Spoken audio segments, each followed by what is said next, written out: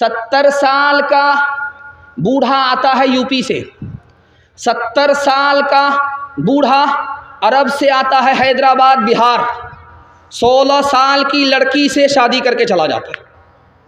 अब लोग कहते हैं कि ये कितना बेशरम बाप है, 16 साल की बेटी को 70 साल के बूढ़े से निकाह कर दिया। कोई भी बाप जान करके बूझ करके अपनी बेटी का गला घोट नहीं सकता।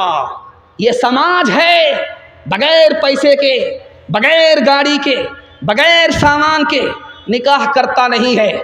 तिजारत निकाह को बना देने की वजह से बाप के लिए बेटी बोझ बन गई।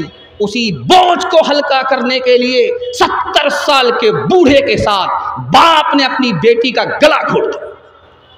दूसरी बात को याद रखिए, आप सुनते होंगे पहले मुसलमान लड़का गैर मुस्लिम की लड़की को लेकर के भागता था, ये आप सुनते थे। और उसके बाद ये सुनने में आया कि गैर मुस्लिम लड़का मुसलमान लड़की को लेकर के भागने लगा, आपने ये सुना होगा।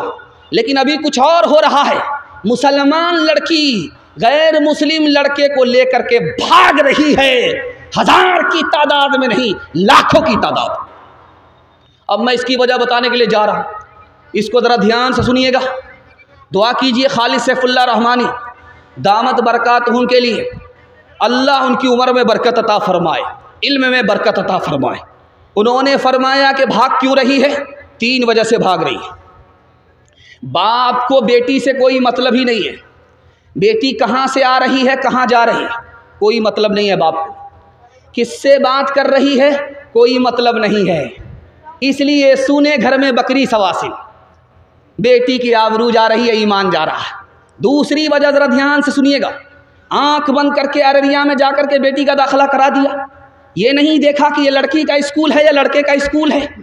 आंख बंद करके ये बाप अपनी बेटी का उस स्कूल में दाखिला कराता है जिसमें लड़का भी पढ़ रहा है। अब इश्क और मोहब्बत का चक्कर हुआ, लड़की गैर मुस्लिम के साथ भागी, आबरू अलग गई, ईमान अलग गया। तीसरी बात को याद रखिए, ये लड़की क्यों भाग रही है? समाज ने लड़की को बोझ बना दिया। पहले ये सुनने में आता था जो शेख बिरादरी के लोग हैं यही लोग ज़्यादा डिमांड करते हैं। अब उसके बाद इन लोगों ने क्या किया, शेख को पीछे करने के लिए रास्ता इख्तियार किया। बेटी की शादी शेख में कराएंगे और बेटी की शादी कुलैया में कराएंगे। कुलैया बेटी है, कुलैया लड़का होगा। लेकिन जहाँ बेटा डॉक्टर बना, प्रोफेसर बना, तो अब कुलैया की बेटी उसके लिए लायक नहीं है। अब ये शेख की बेटी को तलाश करते। क्यों? ये बेईमान बाप जानता है नगद अलग मिलेगा, 4 चक्का अलग मिलेगा, माला माल हो जाएंगे। इस निकाह को तिजारत बनाने के नतीजे में लाखों लड़की गैर मुस्लिम के साथ भाग रही है। जिम्मेदार ये पूरा समाज है। तीसरी बात को याद रखिए, आप कान खोल करके इसको सुनिए। इसी हिंदुस्तान में लड़कियों को साल में कितनी बड़ी तादाद में मारा जाता है? 10 लाख की तादाद इस हिंदुस्तान में लड़कियों को मारा जा रहा है। यही वजह है कि लड़की घट रही है, लड़का बढ़ रहा है। और दूसरी मुल्क में देखिए, जर्मनी में 50 लाख औरत मर्द से ज़्यादा है, बरतानिया में 40 लाख औरत मर्द से ज़्यादा है, अमेरिका में 78 लाख औरत मर्द से ज़्यादा है, रूस में 70 लाख औरत मर्द से ज़्यादा है, पाकिस्तान में 1 करोड़ औरत मर्द से ज़्यादा है, और हिंदुस्तान में औरत कम है, मर्द ज़्यादा है। अगर ये औरत ख़त्म हो जाएगी तो कन्या बेटी के लिए कहाँ से लाओगे? आज जानते हैं क्यों मारा जा रहा है? बेटा आने दो, बरकत आ रही है, 1 दर्जन आ गया, ई कदर आ कदर, ई कदर आ कदर, ई कदर आ कदर, आने दो आने दो आने, बरकत आ रही है। जैसे ही एक बेटी आई, अब मना रहा अल्लाह अल्लाह, बेटा दे दो बेटा दे दो। दूसरी बेटी आ गई, तब बाप से, माँ से ज़्यादा बाप परेशान है कि पिछले साल माँ ने पैदा किया, इस साल यही बाप पैदा करेगा। मामला क्या है? नीयत ख़राब है। बेटा आ रहा है, माल आएगा, बेटी आ रही है, माल जाएगा। मालदार रहेंगे, गरीब हो जाएंगे। बेटी पैदा हो रही है, बेटी की वजह से गरीब है, अमीर नहीं हो सकेंगे, नीयत में फतूर है। जानते हैं 10 लाख लड़कियों को मारा जा रहा, नसबंदी कराई जा रही है, ऑपरेशन कराया जा रहा, हम दो हमारे दो, अगला बच्चा अभी नहीं, एक के बाद कभी नहीं, कम संतान सुखी किसान। मसला क्या है? आबादी नहीं है कि बेटी अगर बढ़ेगी तो मसला ख़राब हो जाएगा। आप तजर्बा करके हमको बताइए, सीने पर हाथ रख करके। मैं मेंबर रसूल पर बैठा हुआ हूँ, हज करने के बाद किसी आदमी को आपने गरीब होते हुए देखा है? नहीं देखा। दो शादी करने वाले को आपने गरीब देखा है? नहीं देखा। मेरा तजर्बा, शेरशाहबादी कौम यहाँ मौजूद है, 33% लोग डबल शादी करते हैं। नबी की सुन्नत है, हज करो मालदार हो जाओगे, शादी करो एक से ज़्यादा मालदार हो जाओगे। गौर करके बताइए, शेरशाहबादी कौम बगल ही में रहती है। आप देखिए, जो 2 बीवी वाला है उनके बच्चे ज़्यादा हैं, और जिनके बच्चे ज़्यादा हैं उनको तरक्की ज़्यादा है। इतनी बड़ी पेटी लेकर के बैठते हैं उनके जलसे में, वो पेटी सारे के सारे लोग भर देते हैं उसको। हम लोग चिल्ला करके रह जाते हैं, हमको तरक्की नहीं। इस दौर में चाइना है, वहाँ आबादी ज़्यादा है, उसको सबसे ज़्यादा तरक्की है कि नहीं? आबादी मसला नहीं है। मसला क्या है, मैं आपको दिखाने के लिए जा रहा हूँ। बेटे से बाप ने पूछा, बाप से बेटे ने पूछा, अब्बा हुजूर आपने अपनी शादी में कितना पैसा खर्च किया था? का बेटा शादी के लिए कर्ज लिया था, और मैं बूढ़ा हो चुका हूँ, कर्ज अदा कर रहा हूँ, अभी तक अदा नहीं हुआ है। ध्यान से सुनिएगा, ये गुटखा में जवान हमारा कितना पैसा थूकता है। 12 अरब रुपया सिंध के जवानों ने गुटखा में थूक दिया। दारू में कितना पैसा बहाया? 400 बिलियन डॉलर हमारे जवानों ने दारू में बहा दिया। 35 बिलियन डॉलर हुक्के का बहाना, दिल का धुआं निकालने में, सिगरेट पीने में उड़ा दिया। हम अपने चाल से गरीब हैं, अल्लाह ने हमें गरीब नहीं बनाया। ध्यान से सुनिएगा, एक मिसाल। लड़का शादी से पहले लड़की को फ़ोन करता है, तुम्हारा बाप गाड़ी दे सकेगा? कहाँ दे देगा? कहा तुम्हारे बाप की औकात नहीं है कि हमको गाड़ी दे दे। तो लड़की ने तन करके कहा कि मेरे बाप की तो औकात है प्लेन देने की, तुम्हारे बाप की औकात है एयरपोर्ट बनाने की। हलवाई की दुकान पर नाना जी का फातिहा। ओ दुनिया वालों छोड़ दो आदत जहेज की, अच्छी नहीं ये रीत रिवायत जहेज की। सबसे बड़ा जहेज है ऐ दोस्तों दुल्हन, फिर इसके बाद कुछ नहीं कीमत जहेज की। कहनों के उठते गरीब और बेटी, सामान मांगे 6-2-5 पेटी। कहनों के उठते गरीब और बेटी, सामान मांगे 6-2-5 पेटी।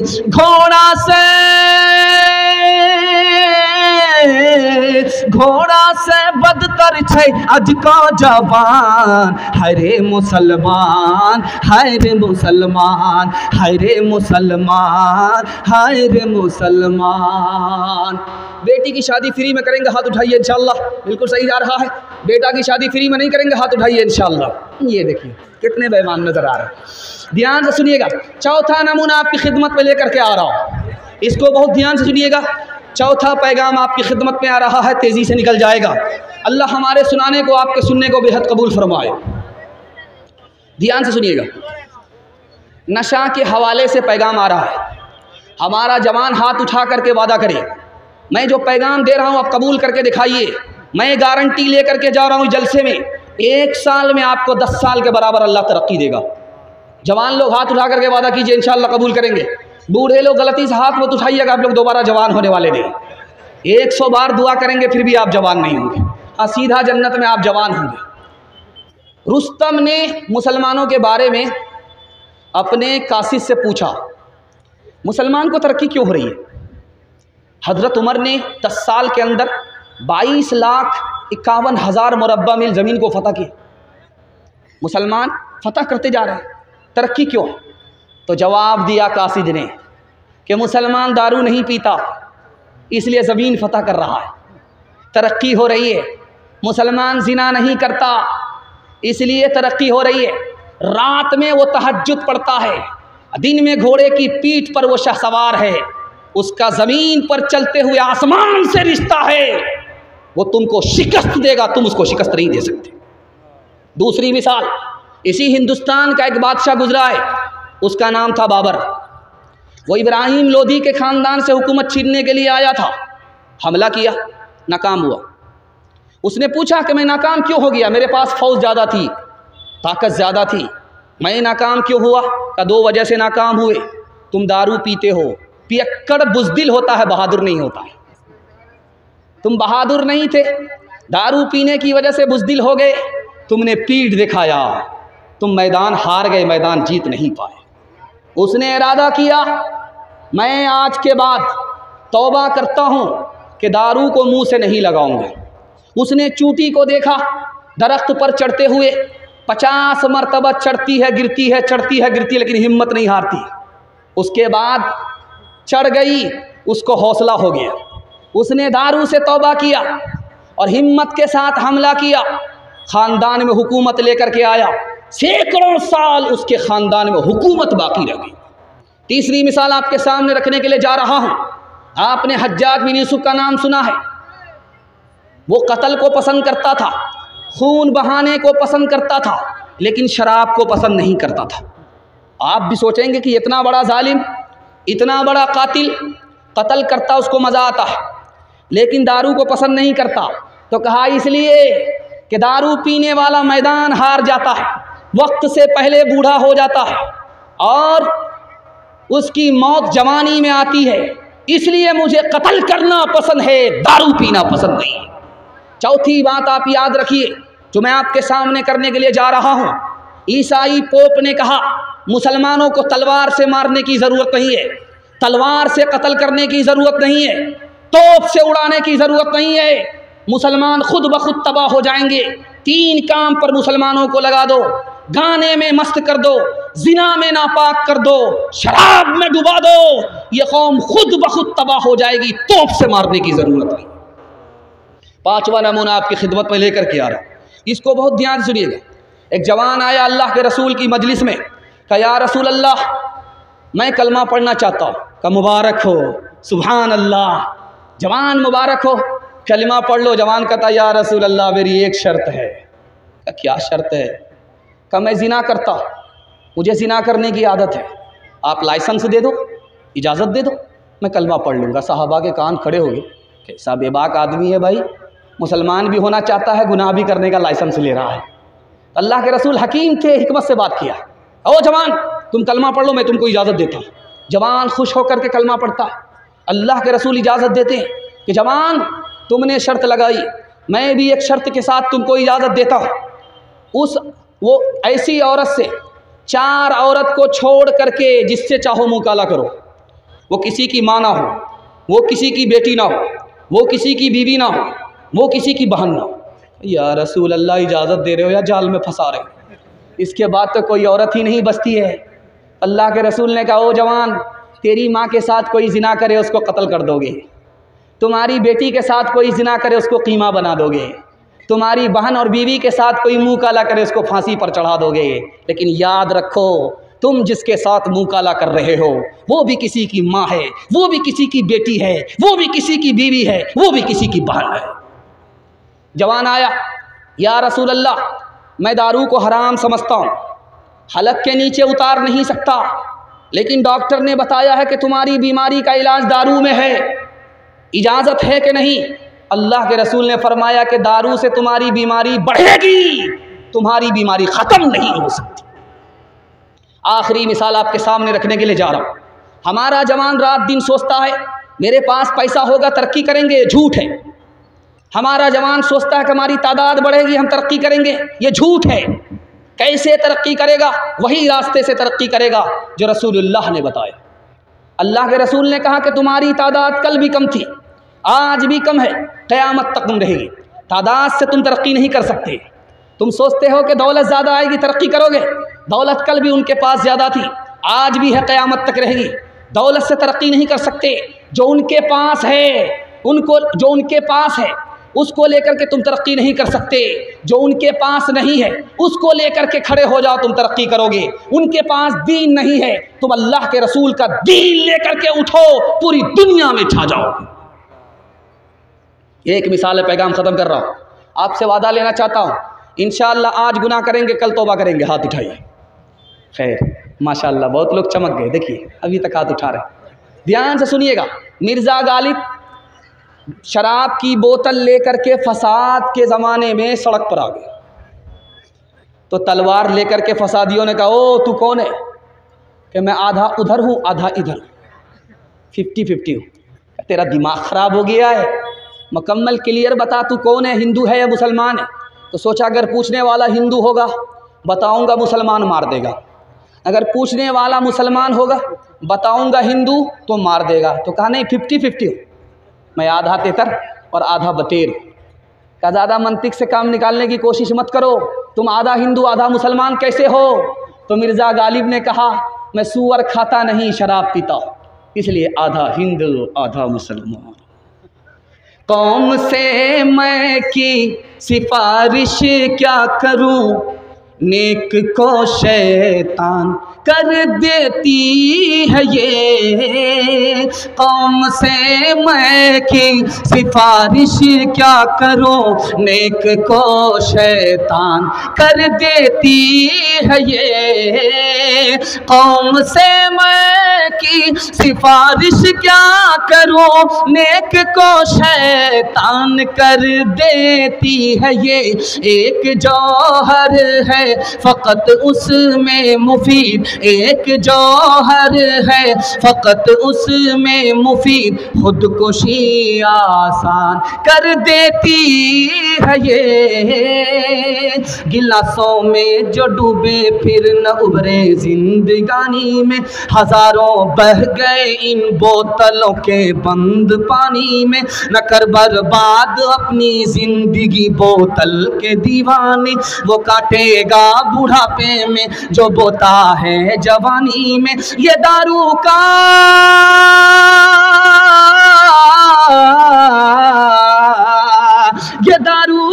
पियाला मौत का कड़वा पियाला है।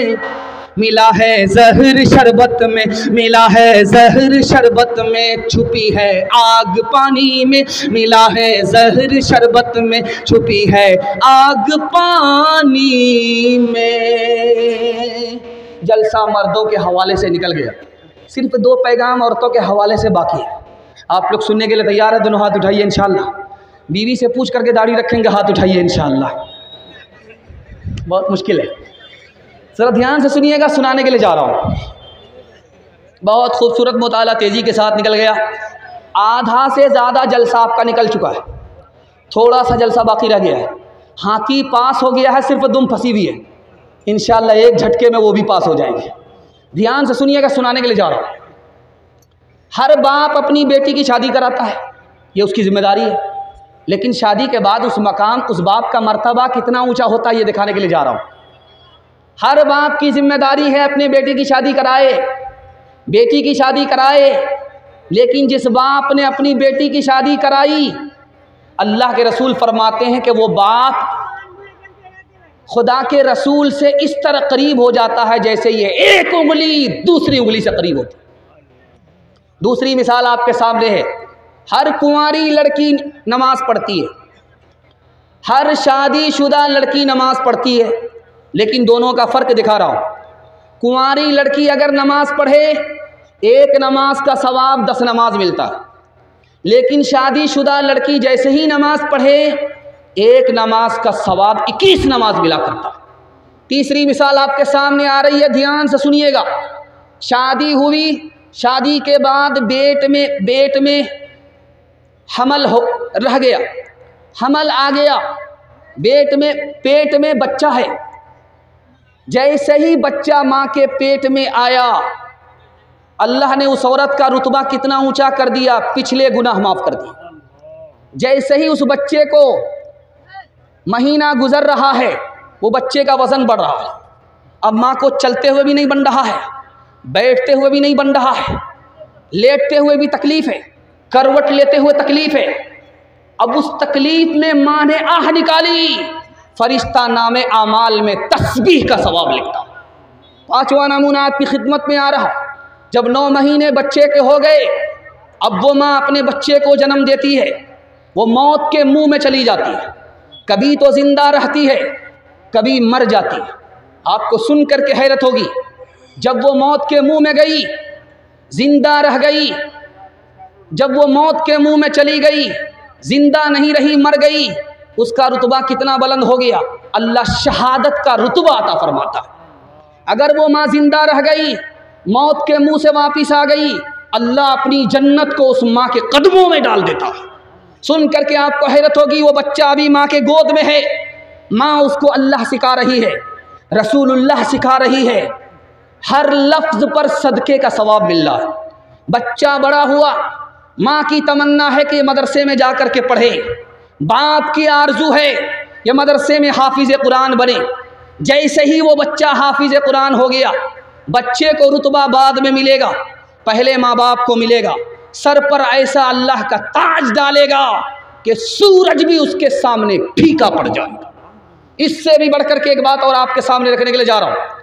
मैके से ससुराल आई है बेटी, मैके से आई, देखा कि एक चप्पल वहाँ है, दूसरी चप्पल वहाँ है, एक जूता वहाँ पड़ा हुआ है, दूसरा जूता वहाँ पड़ा हुआ है। उस लड़की ने सिर्फ इतना काम किया कि उस जूते को वहाँ से उठाया, वहाँ रख दिया, उस चप्पल को वहाँ से उठाया, यहाँ रख दिया। सिर्फ इस एक अमल के नतीजे में एक नेकी मिलती है, एक गुनाह माफ़ होता है, जन्नत में एक दर्जा बुलंद होता है। लेकिन इससे भी बढ़कर के हैरत आपको होगी, 1 महीना गुजर गया, बेटी को माँ की याद आ रही है, 1 महीना ससुराल में है, बाप की याद आ रही है। अब वो शौहर को फ़ोन करती है, मैं अपने बाप से मिलना चाहती हूँ, मैं अपने माँ से मिलना चाहती हूँ, मुझको इजाज़त दो। उधर से शौहर ने इजाज़त दी।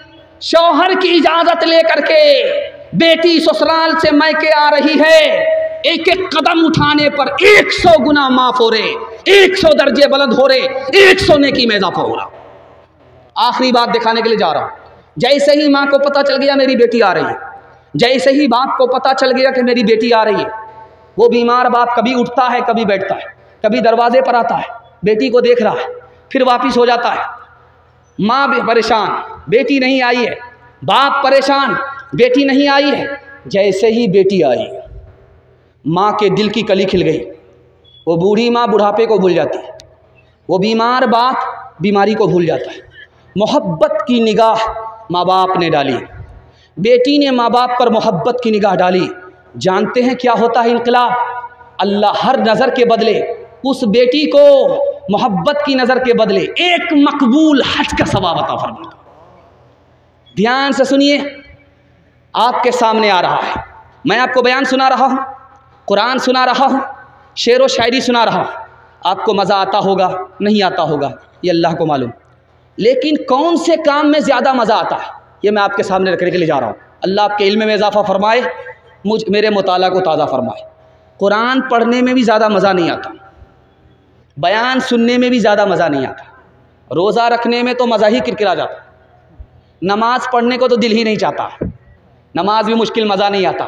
एक काम जिसमें जितना ज़्यादा मज़ा आता है किसी काम में नहीं आता, अल्लाह के घर जा कर के उसके घर के तवाफ़ करने में जितना मज़ा आता किसी काम में मज़ा नहीं आता।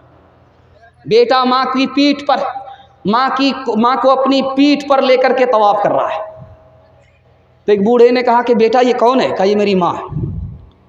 तो उस बच्चे ने कहा कि चचा जान ये बताओ, मैं 7 साल से अपनी माँ को तवाफ़ करा रहा हूँ, ये बताओ कि दूध का हक अदा हुआ कि नहीं हुआ?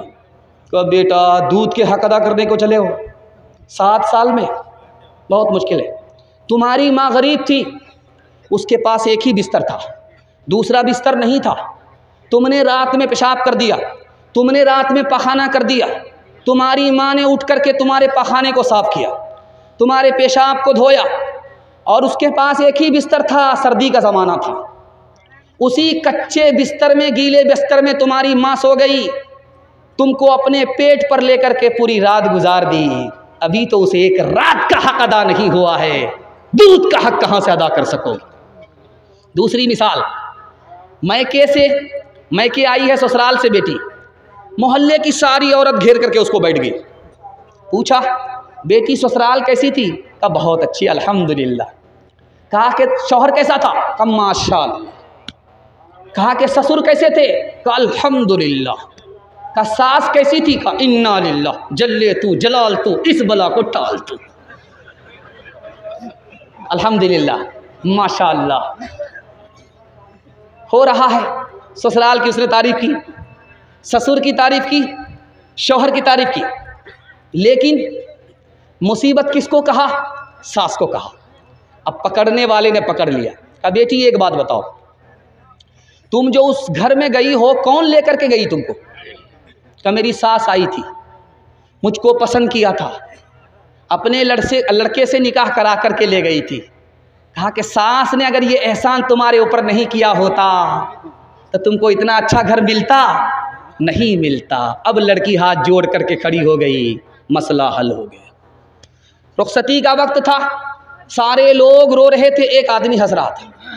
आप देखेंगे जब रुखसती होती है तो पूरे घर से क़यामत बर्पा हो जाती।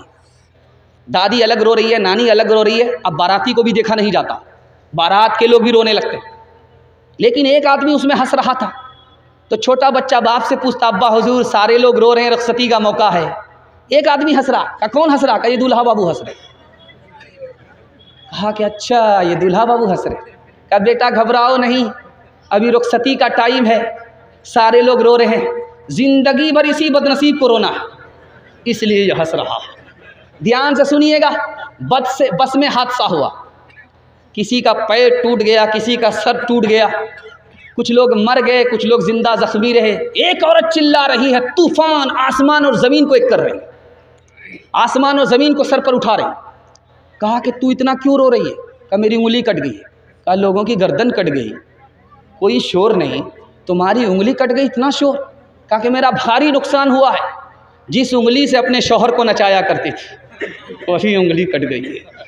मेरी प्यारी बहन तो बनेगी दुल्हन, मेरी प्यारी बहन तो बनेगी दुल्हन, खैर बरकत सरापा तेरी जात हो,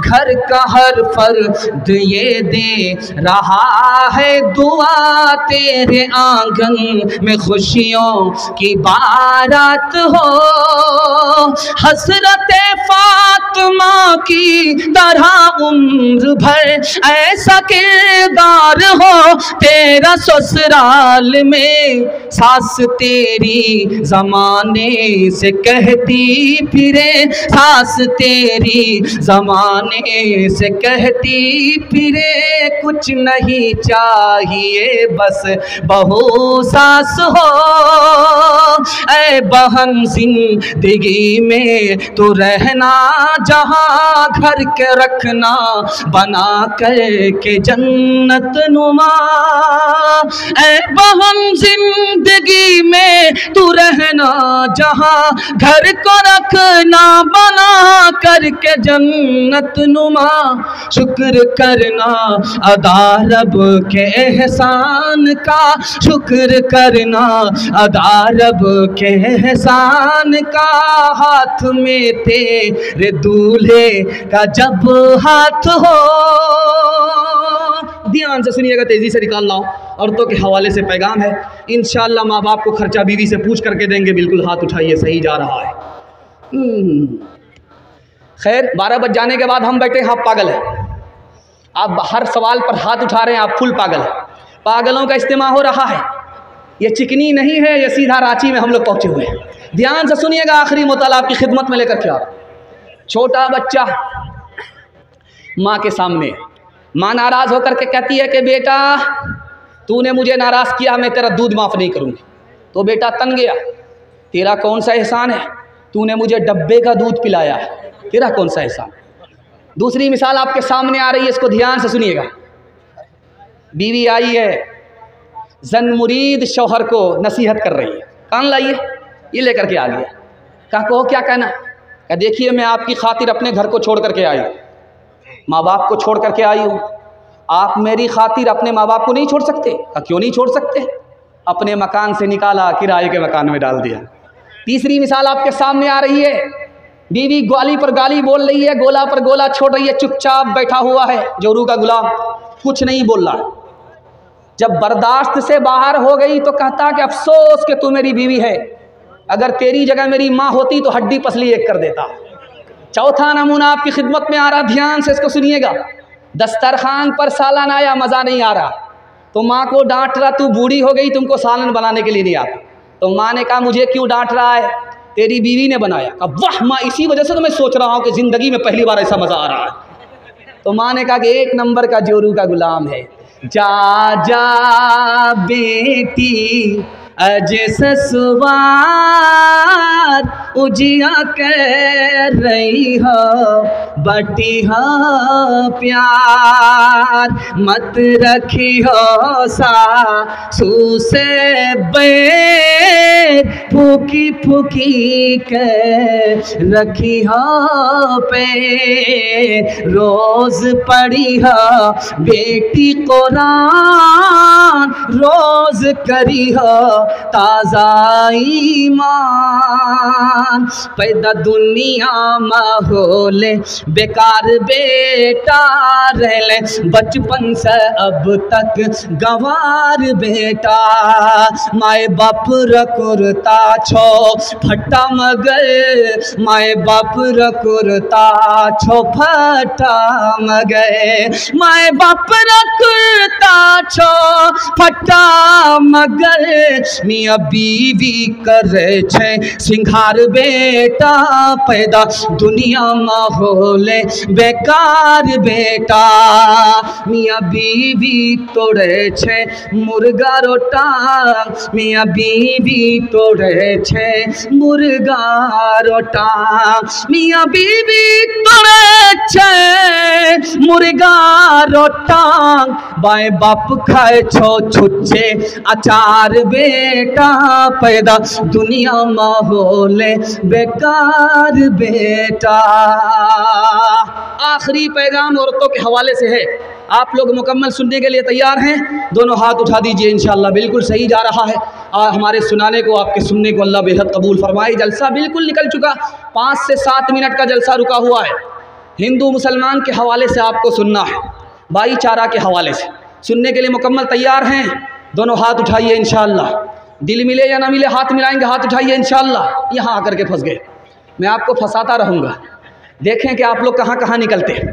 ध्यान से सुनिएगा, बहुत प्यारा मुताला आपकी खिदमत में लेकर के आ रहा हूँ। आप देखेंगे कि मोबाइल का ज़माना चल रहा है, लड़का माँ बाप की पसंद से शादी नहीं कर रहा है, फेसबुक की लड़की को देख करके शादी कर रहा है, व्हाट्सअप की लड़की को देख करके शादी कर रहा है। वो लड़की नहीं होती, वो एक नंबर की पाकिट मार होती, वो उसी लड़के को फंसाती है जो मालदार होता है, शादी के बहाने से उसको फंसा लेती है, ज़मीन की मालिक हो जाती, मकान की मालिक हो जाती, बच्चे पर कब्जा कर लेती है, उसके बाद ज़ोर से लात मारती है, ये धोबी का गधा न घर का रहता है न गाट कर।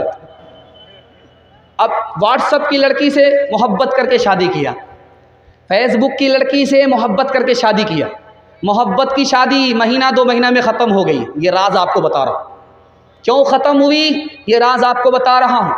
आबे हयात नाम का रिसाला है, उस रिसाले में मौलाना गज़नवी साहब रहमतुल्लाह अलैह ने लिखा, ये शादी मोहब्बत की शादी ख़त्म क्यों होती है, जबकि लड़का ने भी अपनी पसंद से शादी किया, लड़की ने भी अपनी पसंद से शादी किया है, फिर ये शादी बाकी क्यों नहीं रही, ख़त्म क्यों हो गई? ये राज बताया। लड़का फिल्म बाज था, लड़की एक नंबर की फिल्म बाज थी, दोनों ने इस ख्याल से शादी किया था कि लड़का फिल्मी हीरो होगा, लड़की फिल्मी हीरोइन आई होगी, दोनों जोश में थे, होश में नहीं थे। जब शादी के बाद होश आया तब लड़की को समझ में आया कि एक नंबर का उल्लू का पट्टा है। अब लड़का को समझ में आया ये तो 1 नंबर की उल्लू की पट्टी है, झगड़ा हुआ, रगड़ा हुआ, रिश्ता ही ख़त्म हो गया।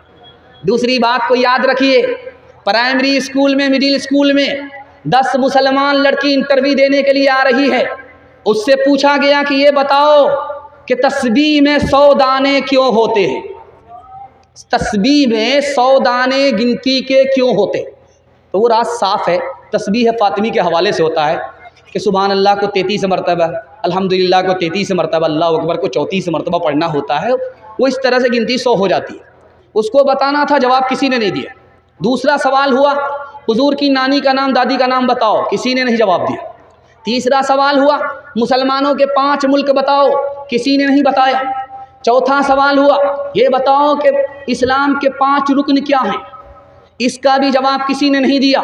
एक जवाब सब लड़की ने लिखा कि फिल्मी हीरो का नाम लिखो, 3 फिल्मी हीरोइन का नाम, 3 फिल्मी हीरो का नाम, सब ने तसल्ली बख्श जवाब दिया।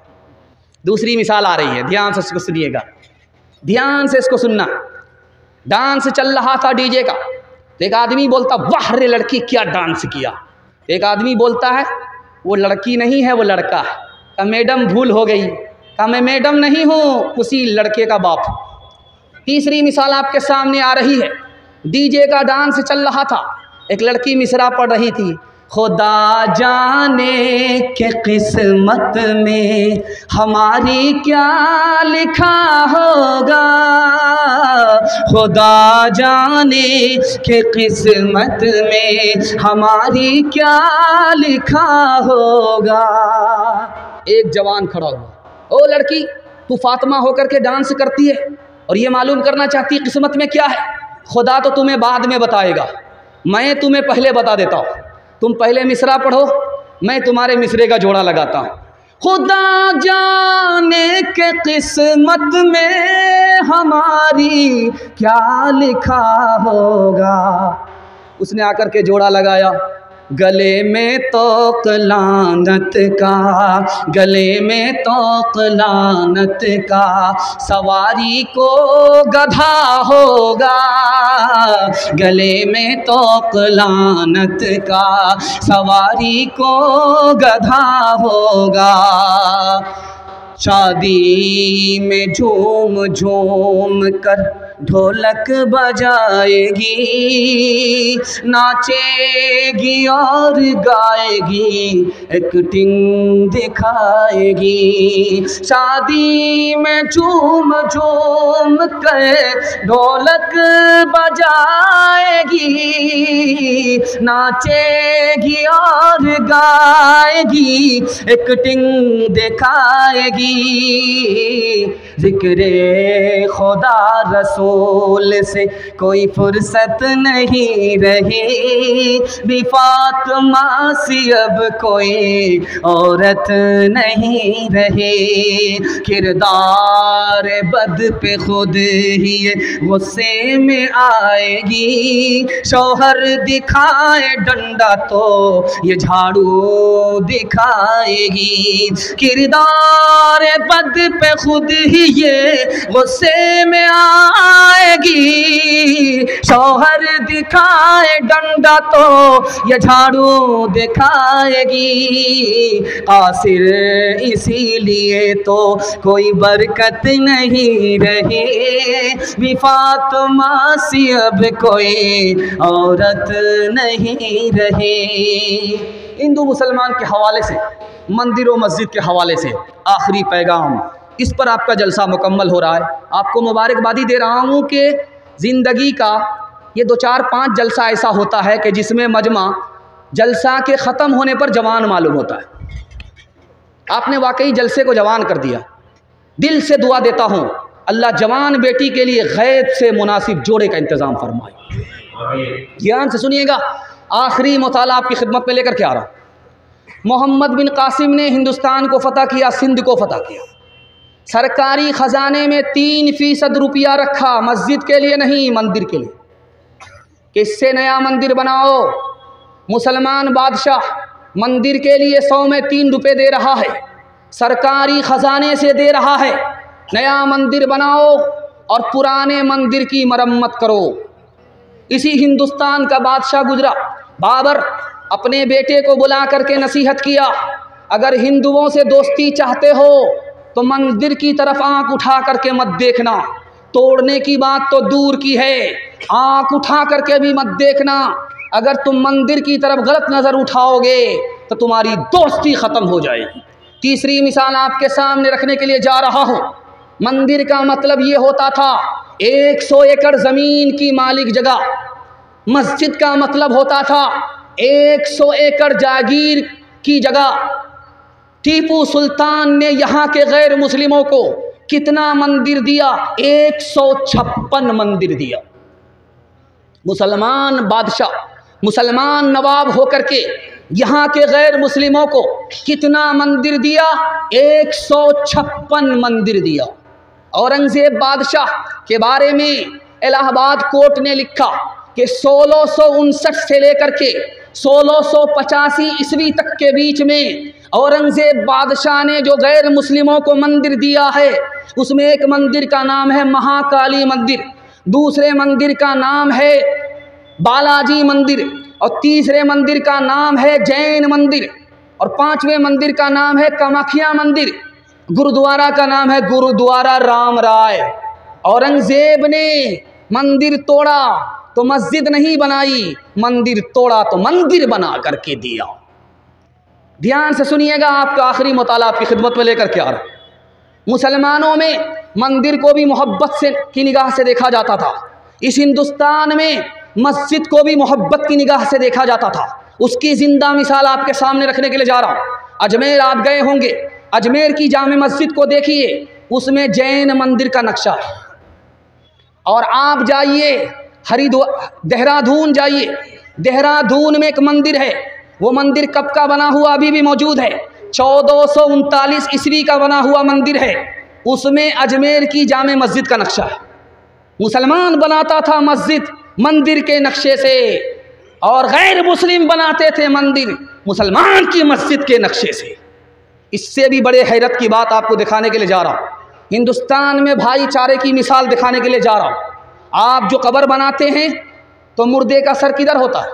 उत्तर की तरफ होता है, और पैर उसका किधर होता है? दक्षिण की तरफ होता है।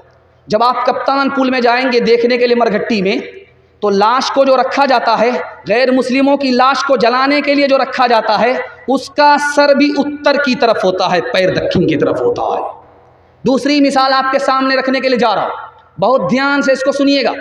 आप देखेंगे 80% हिंदुस्तान के मंदिर को देखिए, 80%, 100% मस्जिद को देखिए, उसका रुख किधर होता है? पश्चिम की तरफ होता है। मंदिर बना है, उसका रुख पश्चिम की तरफ है। मुसलमान की मस्जिद बनती है, क्यों? किबले रुख में बन रही है, इसलिए पश्चिम है। और गैर मुस्लिमों का 80% मंदिर किबले की तरफ है। इससे भी बड़ी हैरत की बात आपके सामने रखने के लिए जा रहा हूँ। मुसलमान तवाफ़ करता है, जब 7 बार तवाफ़ करता है तब तवाफ़ मुकम्मल होता है, और गैर मुस्लिम के यहाँ जब निकाह होता है, जब तक 7 मरतबा चक्कर नहीं लगाया जाता, निकाह मुकम्मल नहीं होता। इससे भी बड़ी हैरत की बात दिखाने के लिए जा रहा हूँ। मुसलमान के बच्चे का अकीका होता है, नाम रखा जाता है, सर को मूड़ा जाता है, उसको अकीका कहते हैं। गैर मुस्लिमों के यहाँ देखेंगे, उसका नाम रखा जाता है, सर के बाल को मूड़ा जाता है, उसको नामकरण संस्कार कहते हैं। देखिए हिंदू मुसलमान से कितना करीब, मुसलमान हिंदू से कितना करीब, कि मस्जिद का नक्शा है मंदिर के नक्शे से, और मंदिर बन रहा है मस्जिद के नक्शे से। मस्जिद को भी मोहब्बत की निगाह से देखा जाता था गैर मुस्लिमों की नज़रों से, और मंदिर को भी मोहब्बत की निगाह से देखा जाता था मुसलमान की नज़रों से। 2-3 मिसाल दे रहा हूँ, सुनने के लिए मुकम्मल तैयार हैं? दोनों हाथ उठा दीजिए इंशाल्लाह। बिल्कुल जलसा आपका ख़त्म हो रहा है, ध्यान से सुनिएगा। मुरारजी भाई देसाई इस हिंदुस्तान के वज़ीर आज़म थे, सोमनाथ का मंदिर चलाते थे। तो देखा कि सोमनाथ यहाँ है, मस्जिद वहाँ है, सोमनाथ का मंदिर यहाँ है, मस्जिद वहाँ है। मंदिर तो आबाद है, मस्जिद वीरान है। मुसलमानों से खिताब किया, ओ मुसलमानों, ये सेकुलर मुल्क है, यहाँ मंदिर होगा तो मस्जिद भी होगी, मुसलमान होगा तो हिंदू भी होगा। मैं हाथ जोड़ करके आप लोगों से कहता हूँ, एक मौज़िन दे दो, एक इमाम दे दो। मैं नहीं चाहता कि मंदिर तो आबाद हो और अल्लाह का घर वीरान हो जाए। आखिरी मिसाल पर ख़त्म कर रहा हूँ। बाबरी मस्जिद टूट गई, सवाल हुआ अदालत में कि यहाँ पर मंदिर था, साबित हुआ मंदिर नहीं था। राम पैदा हुए, साबित नहीं हुआ। मस्जिद थी तो हाँ थी, इसको तोड़ दिया गया, हाँ तोड़ दिया गया, साबित हो गया। अक्षय ब्रह्मचारी कहते हैं हिंदुओं से, हिंदू भाई मुझे ये बताओ इंसाफ से, तुमने कहा कि वो राम मंदिर है, राम किस हस्ती का नाम है? उस हस्ती का नाम है जिन्होंने अपने भाई के लिए राट पाट छोड़ दिया। अगर तुम राम मंदिर का ऐलान करते हो तो क्या अपने छोटे भाई मुसलमान के लिए उसकी मस्जिद नहीं छोड़ सकते? राम के नाम पर सियासत करने वाले, राम का मजाक उड़ाने वाले। काम क्रोध और लोभ का मारा जगत न आया रास, जब जब राम ने सितम लिया तब तब पाया वनवास। काम क्रोध और लोभ का मारा जगत न आया रास, जब जब राम ने सितम लिया तब तब पाया वनवास। छोड़ के अपने महल दो महले जंगल जंगल फिरना, औरों के सुख चैन के खातिर हर संकट में घिरना। है यही राम के लेख की रेखा आ गया अब विश्वास, जब जब राम ने सितम लिया तब तब पाया वनवास। दो तीन मिसाल आपके सामने आएगी, जलसा आपका ख़त्म हो जाएगा। सुनने के लिए तैयार है? दोनों हाथ जोश के साथ उठाइए।